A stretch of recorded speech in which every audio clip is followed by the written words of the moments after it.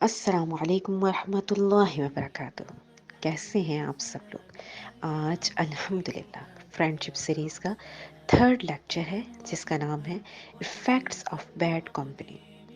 بروں کے دوست ہیں ہم یا ہمارے برے دوست ہیں یا دوست نہیں ہیں، چلیں ہم ان کے ساتھ بیٹھتے ہیں، تھوڑا سا ٹائم اسپینڈ کرتے ہیں۔ فار ایگزامپل صرف کمپنی ہے ان کے ساتھ، فرینڈ شپ تو نہیں ہے اتنی اچھی، دونوں چیزوں میں نہ تو ان کی کیا ایفیکٹس آتے ہیں ہماری لائف میں ہے، تو ان کو ہم لاجیکلی دیکھیں گے انشاءاللہ۔ حدیث مبارکہ دیکھیں گے، ہمارا دین کتنا خوبصورت ہے، سبحان اللہ۔ ہر چیز کے بارے میں ہمیں گائیڈنس دی ہوئی ہے۔ تو ایک واقعہ سے سٹارٹ کر لیتے ہیں آج، ٹھیک ہے؟ آپ صلی اللہ علیہ وآلہ وسلم، اللہم صلی وسلم علی نبینا محمد کے زمانے میں ایک انسان تھا، اس کا نام عقبہ بن ابی مقید اس کا نام تھا، کہ بیڈ کمپنی کا۔ تو وہ انسان جو تھا نا، تو نان مسلم، وہ آپ صلی اللہ علیہ وآلہ وسلم اللہم صلی وسلم علی نبینا محمد کے زمانے میں بھی ایمان نہیں لایا تھا۔ وہ دل کا اچھا تھا، آپ صلی اللہ علیہ وآلہ وسلم اللہم صلی وسلم علی نبینا محمد کی بھی عزت کرتا تھا، باقیوں کی طرح نہیں تھا، اچھا انسان تھا۔ ایک وہ نہیں جو ستانے والے تھے نا آپ صلی اللہ علیہ وآلہ وسلم کو، مذاق اڑانے والے تھے، تو یہ نان مسلم اچھا تھا۔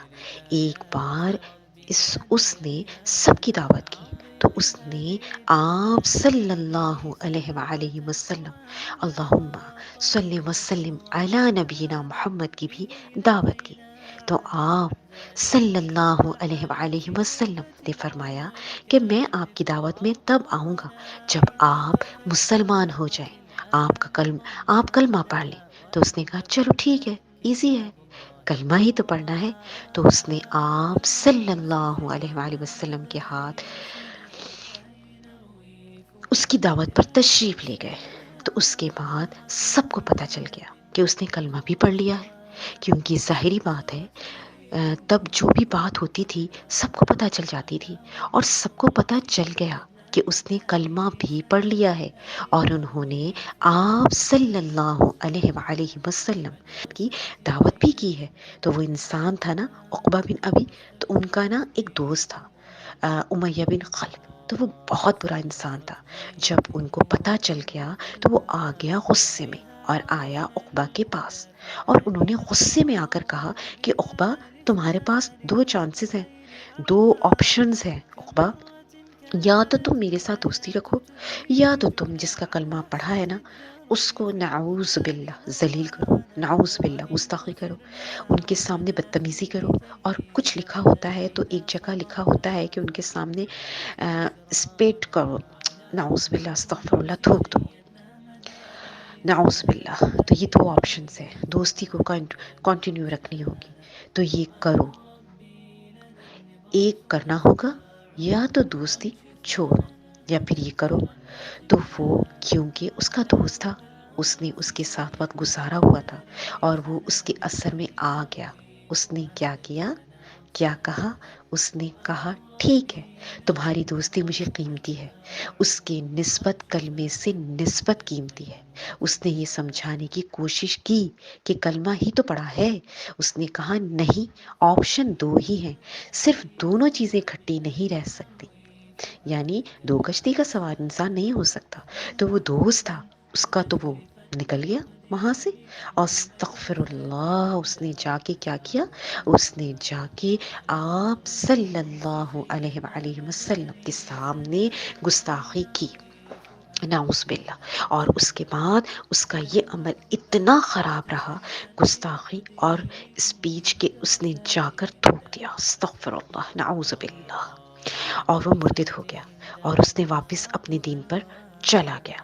اور وہ عمل اللہ کو اتنا ناپسند آیا واللہ، اتنا ناپسند آیا واللہ، کہ اس کے لیے اسپیشل آیت مبارکہ اتری، سورہ فرقان جو 25ویں سورہ ہے، اس کی 27 یا 28 والی آیات مبارکہ اس کے لیے اتری، اور اللہ سبحانہ و تعالیٰ نے اس کے اندر فرمایا بسم اللہ الرحمن الرحیم، وَيَوْمَ يَعْضُ الظَّالِمُ عَلَى يَدَيْهِ يَقُولُ يَا لَيْتَنِي اتخذت مع الرسول سبیلا یا ویلتا لیتنی لم اتخذ فلانا خلیلا۔ ترجمہ: قیامت والے دن وہ اٹھے گا تو اپنے ہاتھ چبا کر کہے گا وہ ظالم کہ ہائے کاش کہ میں رسول اللہ صلی اللہ علیہ وآلہ وسلم اللہم صلی وسلم علی نبینا محمد کی راہ لیتا، ہائے کاش میں فلاں کو دوست نہ بناتا، حالانکہ مجھے حق مل گیا تھا، شیطان نے مجھے بہکا دیا۔ یہ ایک بندے کا قول نہیں ہوگا، یہ ایک بندے کا قول نہیں ہوگا۔ اس وقت ہزاروں لوگ اپنے دوستوں کی وجہ سے یہ قول کہہ رہے ہوں گے، کروڑوں لوگ اس وقت یہ جملہ کہہ رہے ہوں گے، کیونکہ انہیں سامنے حق سامنے ہوگا، انہیں پتا ہوگا سب کچھ کہ صحیح کیا تھا، لیکن وہ دوستوں کی وجہ سے دین کو چھوڑے ہوئے ہوں گے یا دین کے اعمال کو چھوڑے ہوئے ہوں گے۔ سوچیں وہ اگر اس وقت اپنے دوست کی بات نہ مانتا اور ایمان پہ قائم رہتا تو کیا بنتا؟ صحابی بنتا۔ کہتے ہیں کہ اولیاء کی صحابی کے سامنے کوئی وقت ہی نہیں ہے، وہ صحابی بن جاتا۔ آج وہ کروڑوں سال کی عبادت میں لگا رہے تو ابھی اس کے برابر نہ بن سکتا، صحابی بن جاتا نہ، لیکن اس نے برے کی بات سنی تو کیا بن گیا؟ نعوذ باللہ، قیامت تک اس پہ لعنت برستی۔ وہ قیامت والے دن وہ اپنے ہاتھ چبا رہا ہوگا، اتنی بڑی کہ وہ اب تک تلاوت کی جا رہی ہے، وہ آیات مبارکہ اسپیشل اس کے لیے اتر آئی۔ تو دیکھیں بروں کی دوستی انسان کو کیا بنا دیتی ہے۔ اللہ اکبر کبیرہ، مطلب کوئی بھی چیز انسان کو اچھا یا برا نہیں بنا سکتی۔ ایکسیپٹ کمپنی کتنی بڑی چیز ہے، کمپنی جو انسان کو برا بھی بنا سکتی ہے اور اچھا بھی بنا سکتی ہے۔ امام قیوم الجوزی رحمۃ اللہ فرماتے ہیں برا دوست سانپ سے بھی بدتر ہوتا ہے۔ سانپ جب کاٹتا ہے تو اس کے مفہوم میں اگر ہم جائیں تو کیا پتہ چلتا ہے؟ موت آئے گی زیادہ سے زیادہ، یا تو ہم بیمار ہو جائیں گے، اور چلیں بیمار نہیں تو مر ہی جائیں گے نا، جان سے جائیں گے نا۔ برا دوست جب ڈستا ہے تو انسان ایمان سے جاتا ہے۔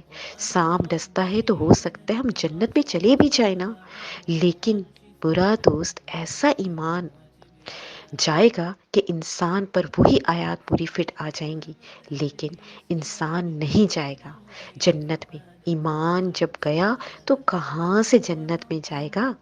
سب سے قیمتی چیز ہے جنت۔ اور ایون وہ اگلے جملے میں فرماتے ہیں کہ برا دوست شیطان سے بھی بدتر ہے۔ آپ سوچیں گے کہ برا دوست اور انسان کا کیا شیطان مردود ہے اور اس پر اللہ پاک نے لعنت فرمائی ہے۔ انہوں نے نہ تو کلمہ پڑھا نہ کچھ اور، ہم تو رسول اللہ صلی اللہ علیہ وآلہ وسلم اللہم صلی وسلم علی نبینا محمد کی امت ہے، ہم کیسے شیطان سے برے ہو سکتے ہیں؟ تو یاد رکھیے گا قیامت والے دن شیطان خود اٹھے گا۔ قرآن پاک کی آیت مبارکہ ہے کہ شیطان کہے گا کہ میں نے کچھ نہیں کیا، میں نے کچھ نہیں کیا، میں نے صرف تمہارے دل میں خیال ڈالا تھا، آگے گناہ تم نے خود کیا۔ شیطان صرف برا خیال ڈالتا ہے، لیکن برا دوست خیال بھی ڈالتا ہے دل میں، اس کے فائدے بھی بتاتا ہے اور انگلی پکڑ کر گناہ کی طرف لے جاتا ہے۔ شیطان صرف خیال ڈالے گا کہ ڈرامہ دیکھ لو، برا دوست کیا کہے گا؟ یار ڈرامہ دیکھ لو، بڑا اچھا ڈرامہ ہے، بڑا فائدے مند ہے، یہ لو ہاٹ اسپاٹ لے لو، ابھی ڈاؤن لوڈ کر لو، ابھی دیکھو وہ موویز دیکھی۔ برا دوست انگلی پکڑ کر گناہ کرواتا ہے، تو برا دوست شیطان سے بھی زیادہ بدتر ہے نا۔ برا دوست ایسی چیز ہے جیسے آپ نے دیکھا نا عقبہ کی واقعہ کے اندر بہت سے میڈیکل اسٹوڈنٹس کے اندر ان کی میڈیکل دوست تھی، ان کی خراب روم میٹ تھی، خراب روم میٹ کا اثر لیتے لیتے کیا ہوا کہ وہ ریلیشن شپ میں چلے گئے، مطلب کسی چکر میں چلے گئے، اور اس کے بعد ان کا کیا ہوا؟ سپلی آ گئی، پڑھائی سے گئی اور ڈپریشن میں چلے گئے، ان کا دل بھی نہیں کیا اپنی زندگی کنٹینیو کرنے کا۔ ایک دوست ایک روم میٹ کی وجہ سے تباہ ہو گئی، غلط کمپنی، ایکسیپٹ کرتی ہے، وہ چیز بری لگتی تھی، پھر وقت کے ساتھ اچھی لگنے لگ گئی۔ سیکنڈ اسٹیپ کیا ہوا؟ خود کرنے لگ گئی۔ اور تھرڈ اسٹیپ کیا ہوا؟ ان کا انجام بھگت رہی ہیں یہ چیزیں۔ غلط کمپنی انسان کو تباہ و برباد کر دیتی ہے۔ اور اچھا ایک اور چیز ہوتی ہے معاشرے کے اندر، اسٹیٹس۔ جیسے انسان کی کمپنی ہوتی ہے نا، مثال کے طور پر میں آپ کو لاجیکلی سمجھاتی ہوں، ٹھیک ہے؟ تو آپ نے اگر موٹو پتلو کارٹون ہے نا دیکھے ہوں گے، تو جیسے موٹو جو ہے نا وہ ہمیشہ زیادہ اچھے کام کرتا ہوتا ہے اور پتلو جو ہے وہ زیادہ اچھے کام نہیں کرتا، لیکن موٹو کی وجہ سے پتلو کو بھی انعام مل رہے ہوتے ہیں، پتلو کو بھی کندھے پر اٹھا رہے ہوتے ہیں اور اس کی بھی عزت ہو رہی ہوتی ہے۔ موسٹلی جب موٹو غلطی کرتا ہے تو پتلو کو بھی اس کی سزا ملتی ہے۔ اس کا مطلب ہے انسان جس کے ساتھ رہ رہا ہوتا ہے اس کے معاشرے میں اس کا اسٹیٹس ہوتا ہے۔ چوروں کے بھی دوست ہوتے ہیں، اس کو بھی چور سمجھا جائے، حالانکہ وہ چوری بھی نہیں کر رہا ہوتا، صرف ان چوروں کے ساتھ اٹھتا بیٹھتا ہے۔ فار ایگزامپل ایک جگہ ہے، وہاں پر بہت سے لوگ جوا کھیل رہے ہیں، جوا بین ہے پاکستان کے اندر، بہت سے لوگ جوا کھیل رہے ہیں اور ساتھ ایک بندہ ہے، وہ ساتھ بیٹھا، ویسے وہ بہت نمازی ہے، بس میں بیٹھا ہوا ہوں، میں کھیل نہیں رہا، اس وقت پولیس آ جاتی ہے تو کیا وہ اس بندے کو اٹھا کر لے جائے گی یا نہیں؟ آپ کا جواب کیا آئے گا؟ یس، ہاں وہ لے کر جائے گی، حالانکہ وہ تو بس بیٹھا تھا نا۔ تو اسی طرح ہوتا ہے، بروں کو ساتھ بیٹھنے والا بھی برا ہی ہو جاتا ہے۔ برے کا تو سایہ بھی پڑ جائے نا تو بندہ گیا۔ حدیث شریف میں کیا ثابت ہے کہ آپ لوہار کی دکان پر جاتے ہیں، مطلب آپ وہاں سے جلتے ہیں یا نہیں؟ جلتے آپ کے کپڑے سیاہ ہو جائیں گے، آپ کے جسم سے بدبو آنا شروع ہو جائے گی، اس کے چھینٹے پڑیں گے، یعنی آپ گندے ہو ہی جائیں گے۔ اسی طریقے سے بروں کی کمپنی جیسے افیکٹ ہوتی ہے، انشاءاللہ پارٹ 2 بھی ہوگا۔ تو آج آپ کا کام ہے، آج آپ ذرا دوستوں کی لسٹ کو چیک تو کریں اور چیک کریں کہ ان میں سے ایسے کون سے دوست ہیں جو آپ کو اسٹیٹس کو بڑھاتے ہیں، معاشرے میں آپ کی عزت بڑھا رہے ہیں، ان کے گھر والوں کے سامنے ان کی کیا عزت ہے۔ اگر آپ مر جاتے ہیں تو آپ کو ایصال ثواب کرتے ہیں یا نہیں؟ آپ کے لیے مغفرت کی بھی دعا کرتے ہیں یا نہیں؟ چلیں روز حشر میں اٹھتے ہیں، چلو ان کی وجہ سے آپ کو عرش کا سایہ ملتا ہے یا نہیں؟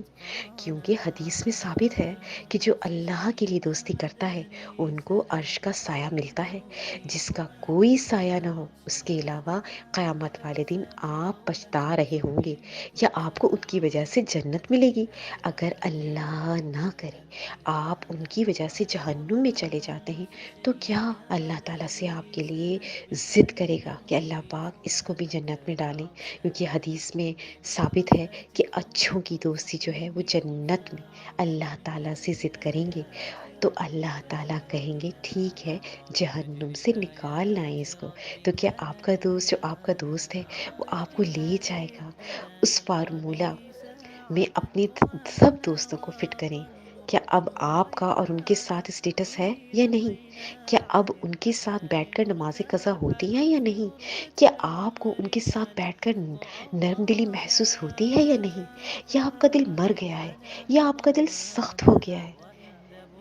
تو آپ کو ایصال ثواب بھیجتے ہیں یا قیامت والے دن اٹھتے ہیں تو آپ کو سایہ دیتے ہیں یا نہیں؟ حساب میں وہ آپ کو جنت دلواتے ہیں یا نہیں؟ اور اگر وہ جہنم میں چلے جاتے ہیں تو آپ کو جنت میں ڈلواتے ہیں یا نہیں؟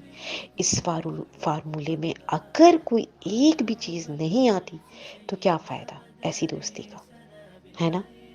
اس کا پارٹ 2 انشاءاللہ اگلے پارٹ میں شیئر کریں گے۔ جزاک اللہ خیرا کثیرا فی الدنیا والآخرہ وأحسن الجزاء، فی امان اللہ۔